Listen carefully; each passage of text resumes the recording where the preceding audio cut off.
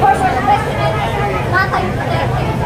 Hindi dahil kay Tatay Duterte, hindi namin nakamit ang work. Maraming mga presidente sa maaari. Pero hindi. Maraming pong nakataan sa pera. Pero hindi namin nakuhaan. Nung November, Tatay Duterte! Patay po kayo sa atin!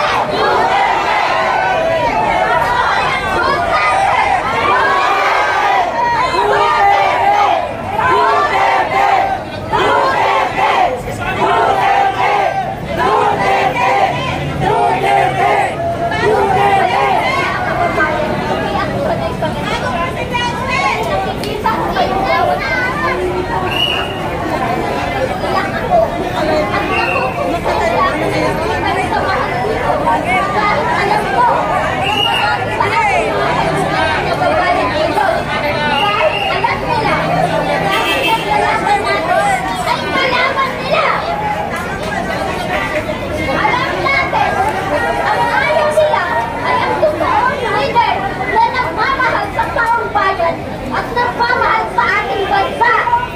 Hindi na tulad ng iba dyan na nagpapayaman sa kaban ng bayan na wala niya. Mabuhay Duterte! Duterte!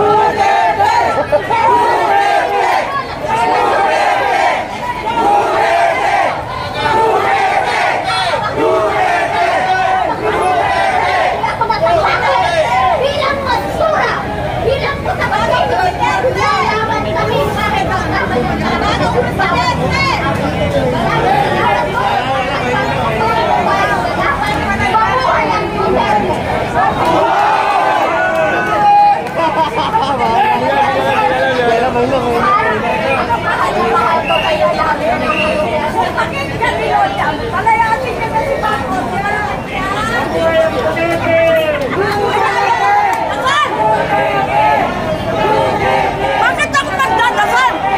Eh, pinaparigan ng Diyos. Si Marcos, takot yung mga pulis. Takot siya sa mga Duterte. Kaya punong-puno na ng militar. Takot sila. Takot si Marcos kay Inday Sara. Kaya yan, ikaw, Marcos, nasaan yung pinagbet, yung ginto na binenta nyo galing Central Bank? O di, kinulakot mo. Dapat ikaw imbestigahan sa Senado. Kakampi niya eh. Pati yung Tolentino na yun dati kay Duterte. Na kay Marcos na sila, pati komunista, makaliwa. Naka, Marcos! Hindi lang ako nagdadasal. Kasi kinakampihan ng Diyos yung ay, yung pari doon. Dasal ka ng dasal. Kung may Diyos, bunawi niya yung Malacanang. Marcos, wala kang tinaraydor mo si Sara. Takot na takot ka kay Sara. Hindi ka obra kay Sara, babae. Suntukin ka lang nun. Talaga, galit ako. Ano po misahan niyo po kaya PBBM?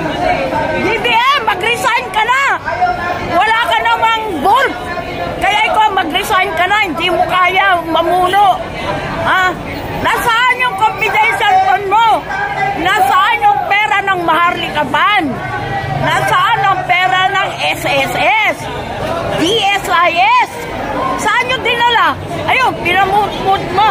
Pinamutmut ninyo ni lampisan mo, ang baluslos para akitin mo yung mga tao. Alam mo, Marcos, hindi, yung ginagawa mo, balang araw, pagbabayaran mo yan sa Diyos. Pag ikaw namatay, sa impyerno ka pupunta. Kaya huwag kang ganyan.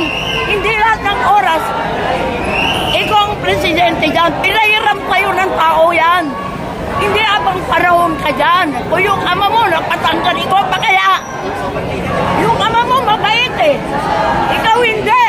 Kasi ba, Ilocano ako eh. Pero ano na nangyari? Dapat di mo inaway si Sara. Kayo magkasama, team Uniteam. Nag-team visit. High blood ako. High blood na ako. Sige po. Kalma na lang po kayo, kalma lang po. Ano pong pangalan niyo, Nay? Micaela Tama, from Isabela. Wow! Ano pong... Ilocano siya. Marcos, apay kastakan. Nag-uungit ka kanyam. Ano po ibig sabihin nun? Kinilang na Marcos! Alam na naman. Kinilang na Marcos! Ilocano ako pero ayaw ko sa kanya. Ayan! Alam mo, ang kanya palang, ang kanya palang Timson, Miss E. Bridgewater, yung kanyang paborito na kanta. Oh, Bridge Over Water. Yun. Yung pala ang paborito ni Marcos. Ewan ko ba? Alam mo si Marcos, parang, Marcos, hindi ka makaka-attend sa EPEC. Dahil lahat ng a-attend na leader magpapadrug test. Eh, paano ka maka-attend? Kailangan magpa-drug test ka. Nay, ano na lang po ang mensahe niyo kay VP Sara Duterte? Ha? Ano po ang mensahe niyo kay VP Sara? Sara, huwag kang pumatras! Laban! Laban! Nasa iyo kami! Nasa katwiran! Ang Diyos nasa iyo, sa likod mo!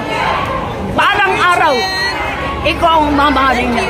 Nakita pala ako, sabi nung Ilocano, nung galing Ilocos, Ay, nakinitang!